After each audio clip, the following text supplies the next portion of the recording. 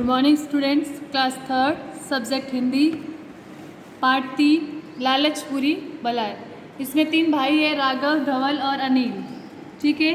फिर एक बार वो साधु से मिलते हैं। साधु से मिलने के बाद साधु उनको गांव से कुछ दूरी पर लेके जाता है।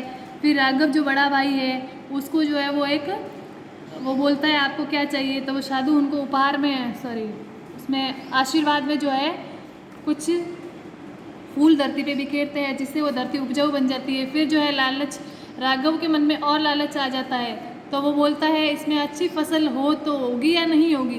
तो वो अपने झोली से मोती बिखेर देता है, जिसमें चारों तरफ गेहूं की फसल लहलाने लगती है। और चमत्कार को देख के तीनों भाई जो है आश्चर्यचकित हो जाते हैं। अब आगे पेज नंबर 13।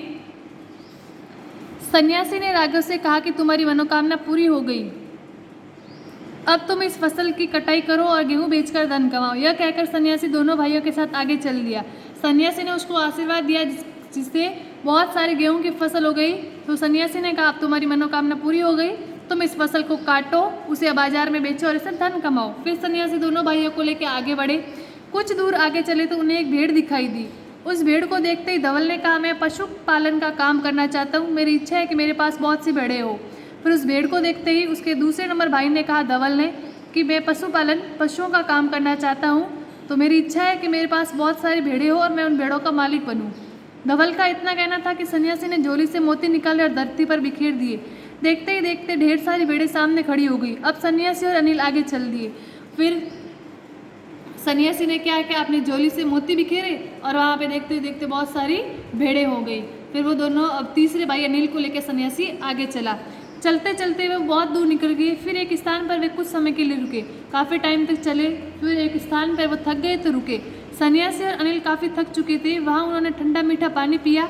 तभी सन्यासी ने अनिल से पूछा बेटा तुम क्या करना चाहते हो।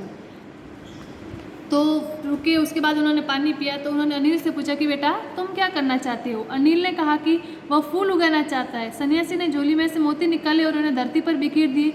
देखते ही देखते वहाँ हरियाली फूटने लगी और पौधे उग गए।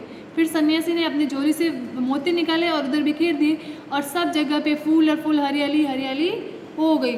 सन्यासी ने कहा अब हफ्ते भर में इन पौधों पर फूल खिल जाएंगे। यह कहकर सन्यासी आगे चल दिया। फिर सन्यासी ने कहा कि थोड़ी देर बाद जो है, हफ्ते भर बाद इससे फूल आने लगेंगे। उसके बाद सन्यासी बाबा आगे चल दिए। अगले दिन तीनों भाई इकट्ठे हुए। फिर दूसरे दिन जो है तीनों भाई मिले। तीनों भाइयों के मन में लालच बढ़ता ही जा रहा था। फिर भी उनका लालच कम नहीं हुआ, तो भी उनका लालच और बढ़ा। अब वे सन्यासी की झोली को अपने कब्जे में करना चाहते थे। अब उनको लगा कि ये मोती जहाँ भी बिखेरता है, इससे क्या है कि कहीं फूल हो जाते हैं, कहीं जो भी इच्छा मांगो वो पूरी हो जाती। तो उनके मन में ये इच्छा प्रकट हुई कि बाबा से ये झोली जो है हम लोग ले ले, कैसे भी करके। तीनों भाइयों को विश्वास हो गया था कि सन्यासी की झोली में ऐसे मोती है जिससे मनोकामना पूरी हो सकती है।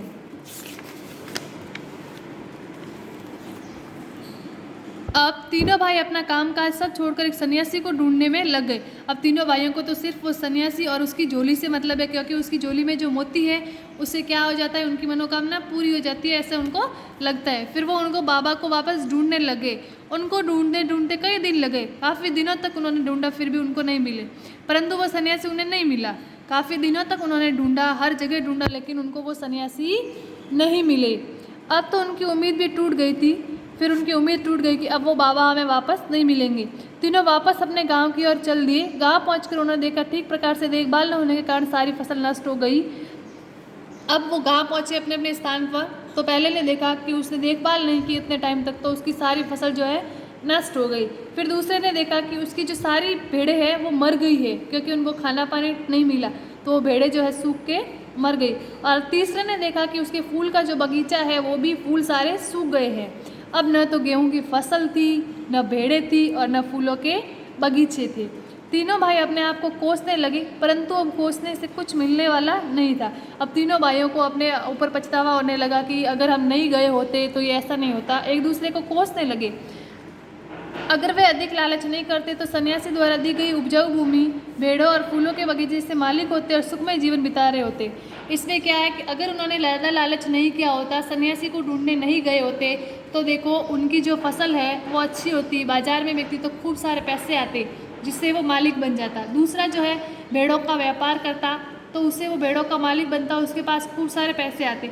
फिर बगीचे का मालिक बगीचे में फूलों को बेचकर बहुत बड़ा मालिक बन जाता, लेकिन उन्होंने तीनों ने लालच किया और लालच का क्या हुआ, अंत में उनको पछतावा करना पड़ा। तो इसलिए क्या कहा गया है कि लालच बुरी बला है, हमें जो मिलता है उसी में हमें संतुष्टि करनी चाहिए। लालच करने से इंसान प्राप्त वस्तु को भी खो देता है, हमारे पास जो होता है वो भी हमारे हाथ से निकल जाता है। अतः इंसान को लालच नहीं करना चाहिए। Okay, thank you.